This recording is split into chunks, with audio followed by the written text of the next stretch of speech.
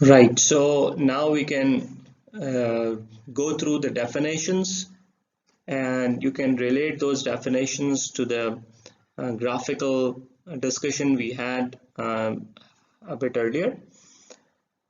So the values or the levels allowed in the digital signal are called quantization levels, and the distance between two successive levels is called quantization step or resolution. As we have seen in the last example, the quantization step was 0.1, and the resolution is denoted by delta, capital delta, and it is given as dynamic range divided by number of levels minus 1.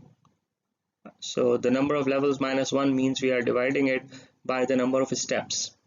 So number of steps or quantization steps will total number of quantization steps will be 1 less than the number of quantization levels. You can assume that if there are 3 levels, then there will be 2 steps, or if there are 8 levels, then there will be 7 steps. So therefore in the denominator we are looking at L minus 1, where L is the number of quantization levels, and X max minus X min, as we have seen earlier, this is called dynamic range.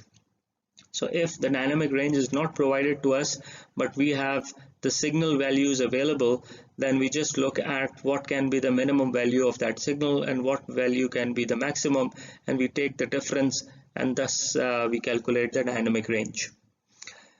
Similarly, if the dynamic range is fixed, it is easier to visualize that increasing the number of quantization level will reduce the quantization step size, and this will help us get low quantization error. Okay, so let's now move towards some examples. These are very simple examples, and they are included in this lecture to help us understand the topic we have covered so far. So again, we are starting with a very simple question. It says how many quantization levels will an 8-bit quantizer have? So obviously 8-bit quantizer means that this is a quantizer which is converting every sampled value into 8-bit code. So in the example we looked at a few minutes ago, where in the graphical format we looked at all the aspects of quantization, there we divided the dynamic range into 8 levels, and those 8 levels required that we have at least 3 bits per sample so that all levels can be represented. Now in this question we are being informed that the quantizer is a 8-bit quantizer, so we are asked to find out what will be the quantization levels, and this I'm sure is a very simple way of finding the number of levels, which is just check how many possible combinations of bits are there, which is represented by 2 raised to power 8 bits, giving us 256 quantization levels. So this means that if we are having a 8-bit quantizer, then using that quantizer we can split our dynamic range into 256 quantization levels. So similarly, we can turn the question around, and a question may be asked that, okay, I have a situation where I would like my quantizer to produce 1024 quantization levels.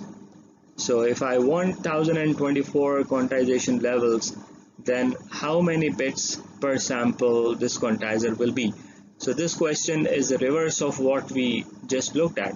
So instead of going towards 2 raised to power 8 and finding out 256 samples, here we take a log of the base 2 of the number 1024, which gives us that there will be requirement of 10 bits per sample if we want to have 1024 quantization levels.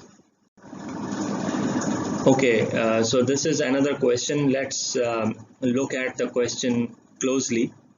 It says that we have to consider a signal represented as xn cos pi n over 10.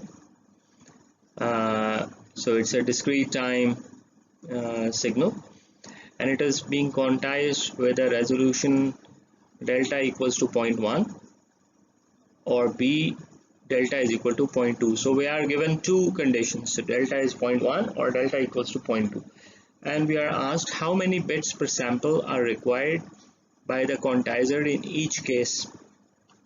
So we are given a signal and we are given some resolutions, and we are asked to find out how many bits per sample are needed in each case by the quantizer.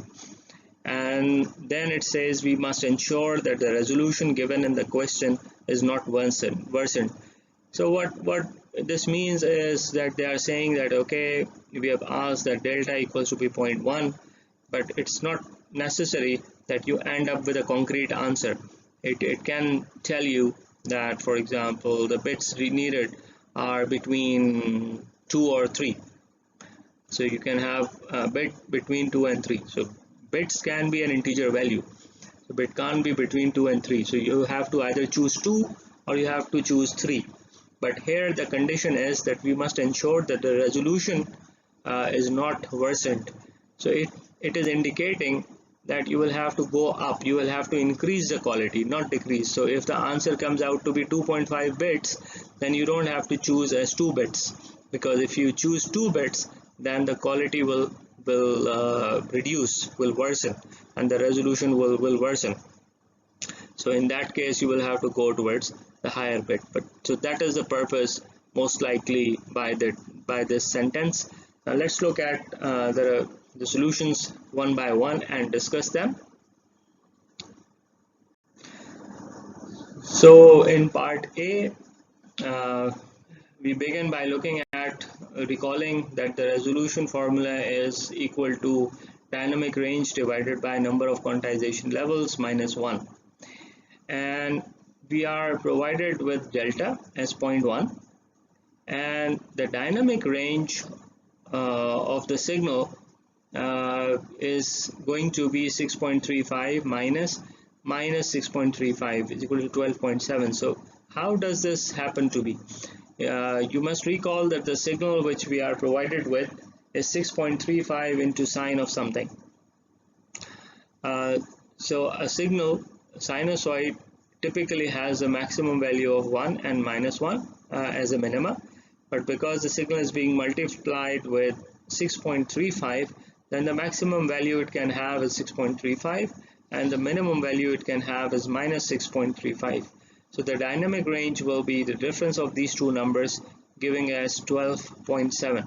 So in this formula we know what is the dynamic range and we know delta, and we are left with one unknown, which is the number of levels, and we have been asked to find out the bits per sample, and we know that the bits per sample are closely related with the number of levels we have. So what we do is that we place these values in the expression. So we get 0.1 is equal to 12.7 divided by L minus 1, and we simplify it to get 0.1 L minus 0.1 equals to 12.7, and we further manipulate the values to get L equals to 128 levels.